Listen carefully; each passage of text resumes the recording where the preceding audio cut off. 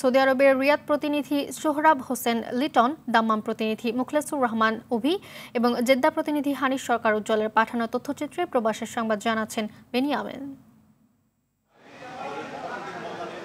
Saudi আরবের রিয়াদে প্রবাসী মানিকগঞ্জ জেলা বিএনপির উদ্যোগে বৈষম্য বিরোধী আন্দোলনে শহীদদের জন্য দোয়া মাহফিল অনুষ্ঠিত হয়েছে। সংগঠনটির সভাপতি বাদশা মিয়ার সভাপতিত্বে ও মোহাম্মদ রাকিবের সঞ্চালনায় অনুষ্ঠানে প্রধান অতিথি ছিলেন আরিফুর রহমান। এছাড়া বিশেষ অতিথি ছিলেন ইউসুফ আহমেদ, মিলন খান, জাহাঙ্গীর আলম, আবদুল্লাহ আল মামুন ও গোলাম মোস্তফা। অনুষ্ঠান শেষে বৈষম্য বিরোধী ছাত্র আন্দোলনে শহীদদের রুহের মাগফিরাত কামনা সহ আহতদের সুস্থতার জন্য দোয়া করা হয়।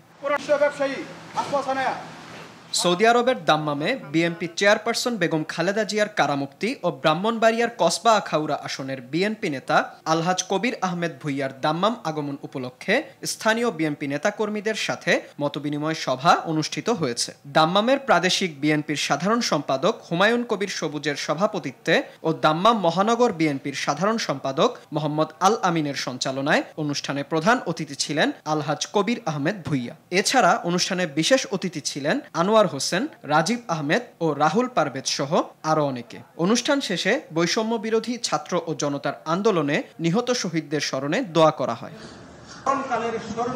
বেগম খালেদা জিয়ার রোগ মুক্তি ও বিএনপি চেয়ারপারসন তারেক রহমানের সুস্থতা কামনায় দোয়া মাহফিল করে সৌদি আরব পশ্চিমাঞ্চল বিএনপি শাখা।